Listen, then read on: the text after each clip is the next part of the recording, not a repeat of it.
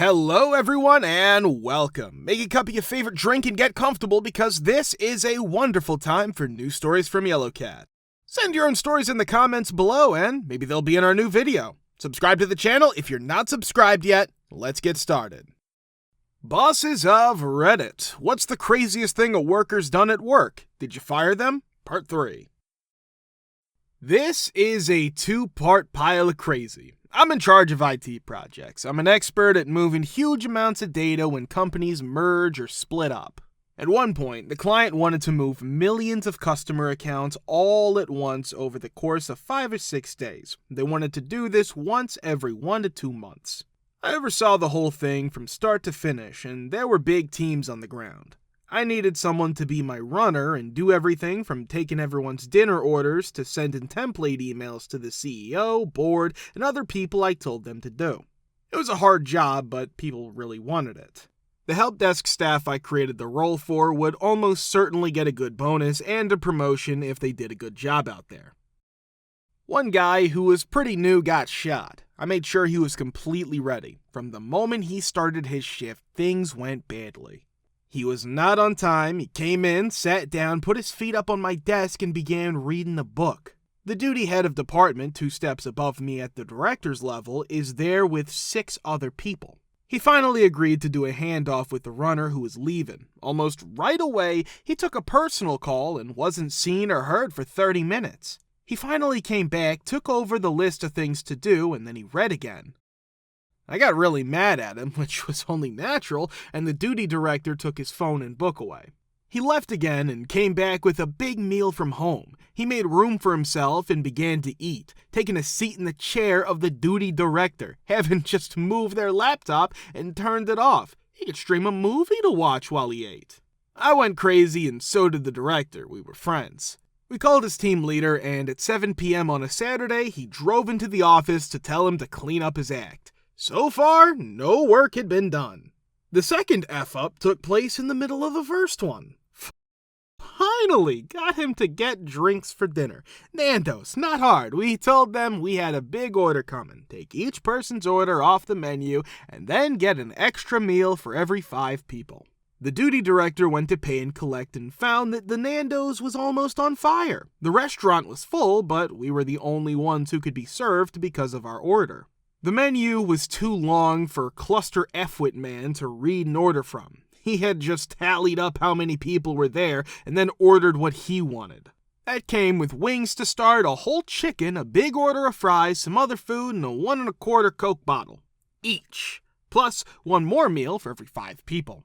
The restaurant had been cooking for us alone for an hour. Let's not even talk about the vegetarians. It took a second car to fit all the food, which cost almost £1,000 instead of the £200 that was planned. Dumb A just grabbed the chicken and ran off again. This is more first F-up. As we were getting close to go/no-go, we were told that the CEO and his or her entourage of this multi-billion-pound company were going to be coming in to see how everything worked. That man on the yet-to-look-at to-do list was torn into strips, and we told him what to do step by step. We didn't have time to watch. He went away again. No one could find him. CEO and company show up. It's all set for them. In the command center, we go over our plan, then show them around with a guide. When we get there, we find Mr. Useless sleeping on the floor surrounded by chicken bones. The situation has been told to the director of this guy's whole department, who's part of his entourage. Useless is woken up by that director, who blew it up completely. I'm sorry all over the place. The CEO is trying to look serious, but it's clear that he or she's about to laugh out loud. Until this moron marches straight up to the CEO and demands their immediate action on blatant harassment, bullying, racism, etc., insisting I, the duty director, as team leader and head of the department, be sacked on the spot. Which is how the bemused CEO ended up going home with several Nando's chickens and somehow the idea that any of us were some kind of miracle workers for completing everything as promised. One night, when I was on our back door as kitchen manager, I saw that someone had left a full trash can next to the dumpster. When the back door opened, one of my cooks came out. I went over and started to lift the trash can to put it in the dumpster. He rushed over right away and told me not to throw away the trash. He would do it instead because it's too heavy for you. I do not want you to get hurt. I'll do it. I'm a small woman, but I'm tough, and I've been lifting heavy trash cans for years while guys watched and didn't say a word. I thought that was weird, but whatever. I forgot about it for a while. After a couple of hours, the store was closed and my employees were leaving for the night. I stayed in the office to make the deposit and finish up all the work for the day. And the same cook from before said goodnight in the office. He didn't leave through the front door like everyone else did. Instead, he left through the back door, which led through a dark kitchen where all the lights were off. Along with you, I found that odd, so I looked at the screen that showed all of our cameras in the restaurant and selected the one for the back door.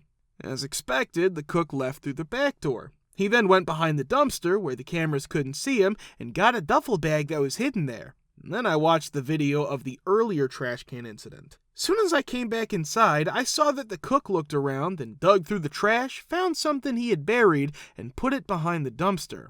By playing back video from different cameras, I was able to see that earlier that night, he had taken the trash can into the walk-in freezer, which doesn't have any cameras. He then left with the same trash can a few minutes later and pushed it out the back door, which is when I saw it. Now it all made sense. I made a DVD with all the footage I had found in order and left it with a note that said, "Watch this," for my general manager, who was starting work in the morning. We no longer have to worry about how much food costs. The manager watched the DVD first and then called the cook into the office and had him watch it too. After that, he asked the cook to sign his firing notice. The cook said that I had set him up, which was his defense. Because he had dropped some steaks on the floor and they couldn't be used, he asked if he could take them home, and I said yes. It was then that I set him up to steal because I'm a jerk. For some reason, I like to think that the conversation went like this. "Hey, can I take these steaks home that I can't use?" Me: "Of course you can. However, only if you hide them in trash and put your duffel bag behind the dumpster for 2 hours in the middle of August heat." Him: "Sounds reasonable." Reddit, who has an a-hole neighbor /HOA. What's your story? Part 3. There were bushes and trees between our yards. She cut them all down because they were on her side of the line. Then she started whining about how crowded our lawn was. We usually cut the grass in front of her house all the way to her driveway, and there were 2 old, cool trees on our side. When I got home from college, they were being cut down because they messed up her driveway. A lawn crew came once a week and left a clear line between our yard and hers. But without the trees, it looked like we were crazy and had only mowed a random stripe of our lawn and let the rest grow. It sits there and we don't say anything. Then she asks for money, saying that we should pay for the trees she had to cut down because they were on our land. Okay, so what? Oh my God, you don't say that. She quickly shuts down when we ask her to pay us for cutting down our tree without permission. We had a great stream in the back. Because of drainage issues, she plows hers under, which means our stream stops flowing. Okay.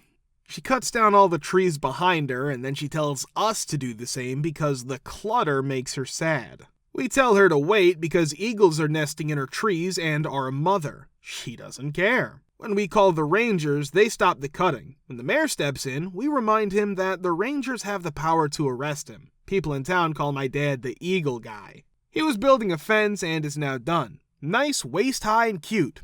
Had a shed that my family built and painted inside, as well as rows of trees that my dad, my brothers, and I planted by hand. She did remember the eagle, though. Even though nesting season is over, the harpy stayed.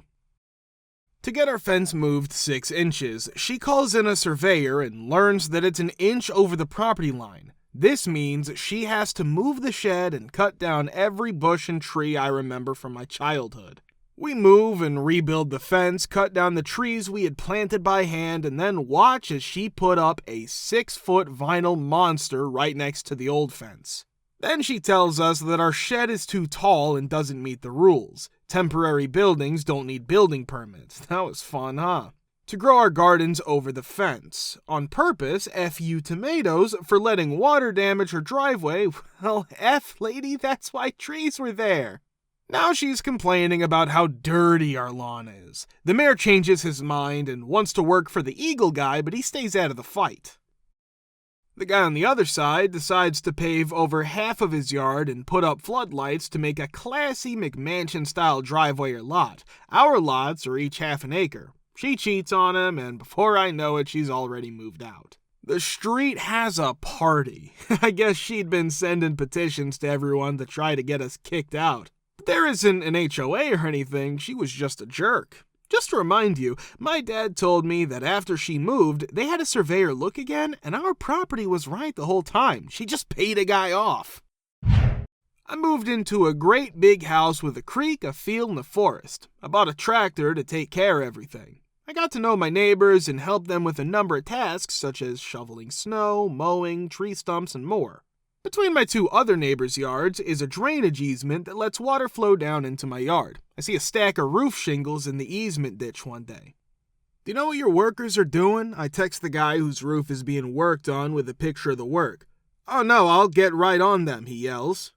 As the days go by, the pile keeps getting bigger. They say, of course he told us to do that, when we ask them if they were told to dump the shingles in the back. Tell him, hey, your workers said you told them to do that. He gets angry and says we should talk to workers on his property. He's not trying to save the earth, he's trying to save lives. He's a cop after all. We basically catch him lying and he acts like a total jerk. I haven't talked to him since, which is annoying because I need to take care of a lot of issues with our property line soon. That was a long time ago when I was in elementary school about 15 years ago. I lived in Florida at the time. People who live in Florida know how often new gated communities appear. Our neighborhood was established before I moved in. The house used to belong to my uncles, so it was already there when I did.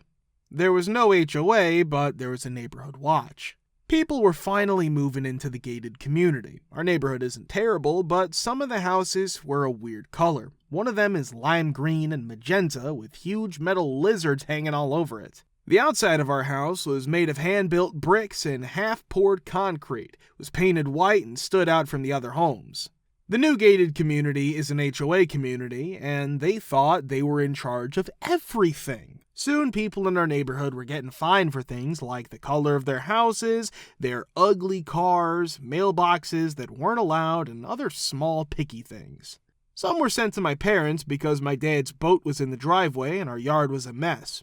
We had a bougainvillea that grew so big that we had to trim it all the time. The old fence was made of chain link, and the new one was a wooden privacy fence. Don't ask why we had two different fences. My uncle only fenced in part of the house, and my dad didn't want to take it down because it was still a good fence.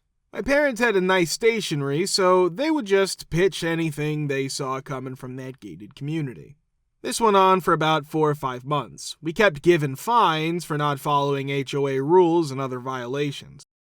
Talking to our neighbors, they said they got them too. When they tried to call to complain, they were put on hold, so they threw the mail away too. My mom got a call from her bank. They wanted to know more about the new lien on the house that showed up in the system. For the house, my parents had less than a year left on their payments. They always paid extra each month and were always on time.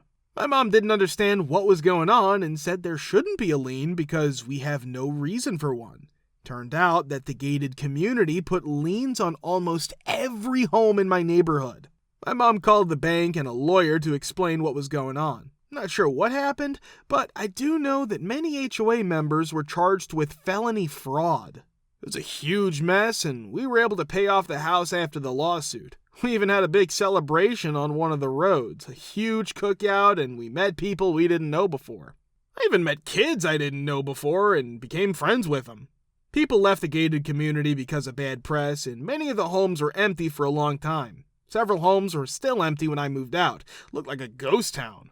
The last time I heard, the neighborhood had a new name and the houses were being moved into. So, I guess the lesson is, leave our bright houses alone and mind your own business. If you want to watch the part 2, click the link here. We're very, very glad to see you all in the comments again. Many, many thanks for your support.